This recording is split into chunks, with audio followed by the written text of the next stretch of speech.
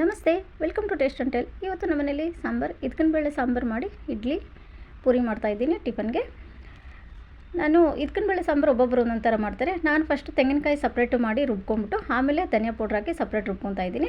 ಖಾರಕ್ಕೆ ಧನಿಯಾ ಪೌಡ್ರ್ ಒಂದು 3 ಸ್ಪೂನ್ ತೊಗೊಂಡಿದ್ದೀನಿ. ಜೀರಿಗೆ 1 ಸ್ಪೂನು, ಹಸಿ ಕಾಳು 1 ಸ್ಪೂನ್ ತೊಗೊಬೇಕು. ತುಂಬ ಚೆನ್ನಾಗಿರುತ್ತೆ ಹಿಂಗೆ ಹಾಕಿದ್ರೆ. ಮತ್ತು ಈರುಳ್ಳಿ, ಒಂದು ದೊಡ್ಡ ಈರುಳ್ಳಿ, ಒಂದು 4 ಎಸಳು ಬೆಳ್ಳುಳ್ಳಿ, ಒಣಮೆಣ್ಸಿನ್ಕಾಯಿ ಖಾರಕ್ಕೆ ತಕ್ಕಂಗೆ, ಶುಂಠಿ ಮತ್ತು ಚಕ್ಕೆ ಲವಂಗ ಹಾಕಿ ಅದು ಸಪ್ರೇಟಾಗಿ ರುಬ್ಕೊತಾ ಇದ್ದೀನಿ. ಫಸ್ಟ್ ತೆಂಗಿನಕಾಯಿ ಇದೆಲ್ಲ ರುಬ್ಬಿಟ್ಟು ಪಕ್ಕ ಇಟ್ಕೊಂಬಿಟ್ಟೆ. ಆಮೇಲೆ ಮಸಾಲೆ ಹಾಕಿ ಎಲ್ಲ ಖಾರದ್ದು ಒಣಮೆಣ್ಸಿನ್ಕಾಯಿ ಎಲ್ಲ ಹಾಕ್ಕೊಂಡು ಕೊತ್ತಂಬರಿ ಸೊಪ್ಪು ಎಲ್ಲ ಹಾಕಿ ರುಬ್ಬಿಟ್ಟು ಇದನ್ನು ಸಪ್ರೇಟ್ ಮಾಡ್ಕೊತಾ ಇದ್ದೀನಿ. ಒಬ್ಬೊಬ್ರು ಒಂದೊಂದು ಥರ ಮಾಡ್ತಾರೆ ಫ್ರೆಂಡ್ಸ್. ಇದು ನನಗೆ ಬರೋ ಥರ ನಾನು ಮಾಡ್ತಾಯಿದ್ದೀನಿ.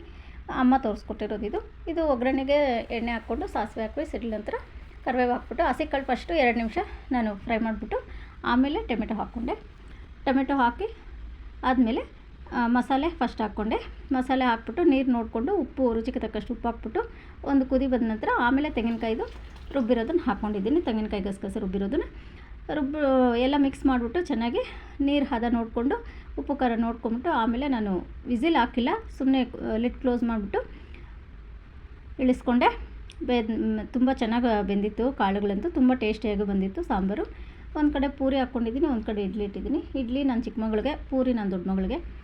ಇದು ಆಗಿತ್ತು ಮಂಗಳವಾರದ್ದು ಬೇಳೆ ಸಾಂಬಾರು, ಇಡ್ಲಿ, ಪೂರಿ ಮತ್ತು ಅವಳಿಗೆ ಸ್ನ್ಯಾಕ್ಸ್ಗೆ ಬನಾನಾ ಚಿಪ್ಸು ಮತ್ತು ಸಪೋಟ ತೊಗೊಂಡೋಗ್ತಾಯಿದ್ಲು. ಇದಾಗಿತ್ತು friends. Thank you. See in the next vlog.